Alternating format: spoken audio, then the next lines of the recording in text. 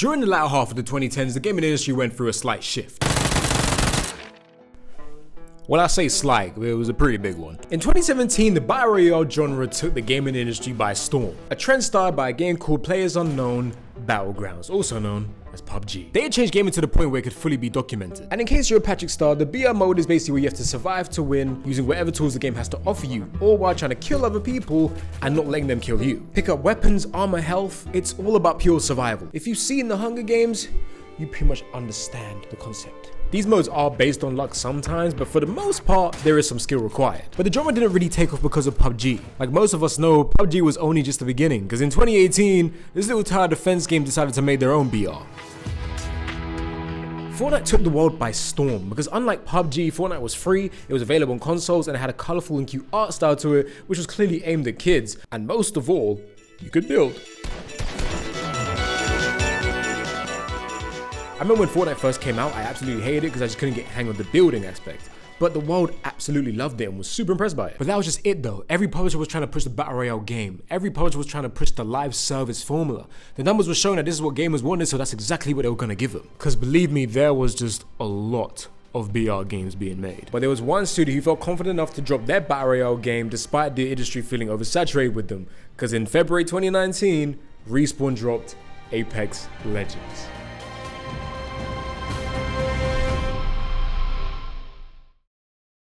Apex Legends was a free battle royale for consoles and PC. It's pretty easy to understand why Apex did so well in the first place. Outside of its marketing, the game played extremely well. These were the guys that made Call of Duty and Titanfall, so that shouldn't be a surprise to anyone.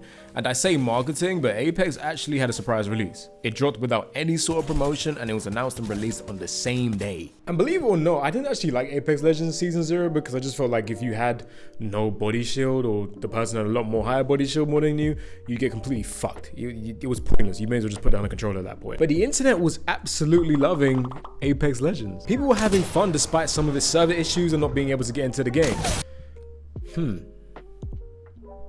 Nothing's changed then. But essentially Apex masters what people actually loved about BRs. The reasons why BRs are so loved is because they never actually held your hand. They never told you where to go. The mistakes was your own. Unless you end up with a P2020, then that's on you.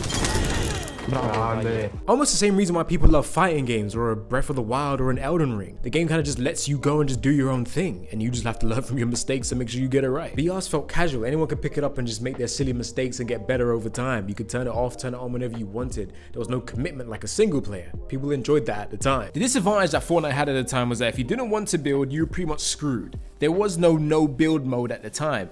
PUBG felt challenging, it was going for a realistic simulation, the art wasn't the prettiest, and it was only on PC, and it was not free. It's easy for a new game to have a good start, but the issue with free-to-play games, and with just modes games in general, is keeping people playing. Keeping people interested because it's easy for games to go stale in this day and age. And even in an oversaturated market, I kinda didn't see Apex Legends lasting at all, really. Respawn was doing a solid job with pushing out updates, releasing a new character almost every new season, which would usually last around 8 to 12 weeks, and sometimes adding new maps. So in the space of the first year, we had 4 new characters and gained an additional map, which is pretty decent. They're also making gameplay changes to help keep things fresh, but the first 2 years of Apex Legends were absolutely amazing, and the numbers will tell you that. Season 5 was a peak because that was when we got Loba.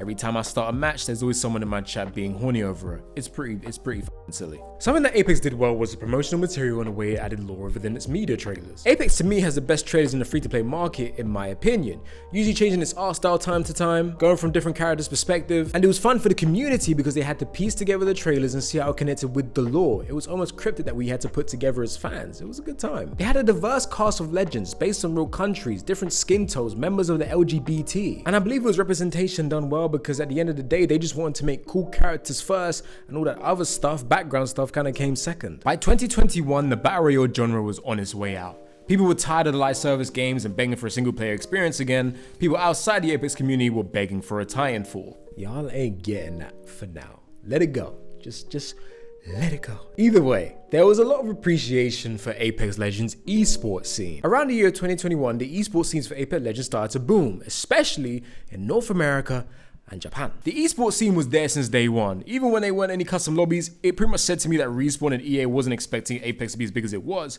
But the esports scene wasn't considered great till around season 6 or season 7, which at that point it was considered the best esports scene in the whole of the BR genre at the time. The content creators were just growing at a fast rate, especially people like It's Timmy and ACU. These guys had phenomenal gameplay, having like 40k plus viewers within their stream, sometimes more. Respawn and EA were doing bigger pushes into the internet content creator spaces, giving them opportunities to host at events and even on Twitch. Yeah, it was going well for Apex. But Apex Legends wasn't always perfect. As a heavy player myself, I could always see those issues with the game, but the game was so fun and great that you kind of ignore them after a while. But after you start playing it for a few years and you start to digest it for what it is, you start to notice the issues more and more, especially when you're asking them to get fixed and they just aren't getting fixed. Around 2022, the phrase Apex is dying began to appear. While the numbers never looked that way, it was feeling like Apex had left its peak, but the truly was yet to come. Problems that Apex Legends originally had never seemed to improve. Technical issues like sound were never great. You could never hear footsteps, it's pretty annoying. And for whatever reason, Respawn could never seem to get the rank mode right since the beginning of the game. Servers aren't great either. Skill-based matchmaking is something that people absolutely hate in this game. For me personally, and I can only really speak for myself here, the biggest problem with Apex Legends that I have with it is the lack of content. I always saw Apex Legends as the prince of BRs. No matter what it could do, it could never beat the king that is Fortnite.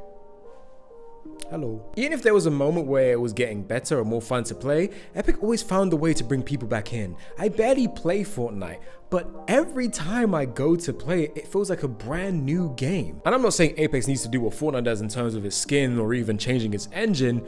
I more just mean that Apex is very slow when it comes to its content updates. Within the past few years, it's easy to see that Apex seems to have one of the slowest roadmaps I've ever seen in a game. It takes a whole year for player complaints to get addressed. If there's an issue today, expect it to be fixed within the next year. And Respawn already announced that they dropped less characters, but apparently that means maps as well, because within the past year, I think we've only gotten one map and one gun, and I haven't even gotten to the awfully priced microtransactions. Apex Legends had a collab with Square Enix for a Final Fantasy event, and the Buster Sword, a couple of pixels, was over $300 if you wanted to buy it. Mind you, you could buy every single Final Fantasy game with that money, and trust me, I know because I'm playing all of them right now. So with all of these things, the issues, the lack of content, the slowest roadmap I've ever seen, what's keeping Apex alive? What's stopping people from completely leaving the game? The numbers aren't doing terrible, they're still getting players, they're still top 10 within the Steam charts, so why are people still playing? Well, it's the same reason why people still care for Titanfall still. The game simply just feels great. There are no other shooters that feel as good as Apex. Hands down, it is the best feeling first-person shooter. Even if you're a Call of Duty fan, you know the older ones feel better, and guess who made those? Unless you like the heavier sort of feel, if so, then more power to you. But I just think Apex's movement is just far superior. The fluidity of movement and ability of wall running, more like wall bouncing, feels pretty damn cool. Can't forget the additions of tap strafing, even if it was added in the game accidentally. Apex Legends turns 5 years old in a few days, and I'm not really sure what the future of Apex is. All I can say is as long as Apex keeps giving Loba swimsuits, I'll be sure to stick around. Oh dear. Not very light on his feet, is he? May the last thing you see will be my legends.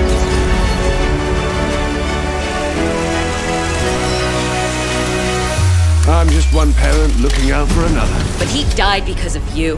He knew what he was fighting for. Do you? Hoping to meet your maker. They don't exist. I've seen the other side. I did it, Papa. I hope wherever you are, you're cheering for me.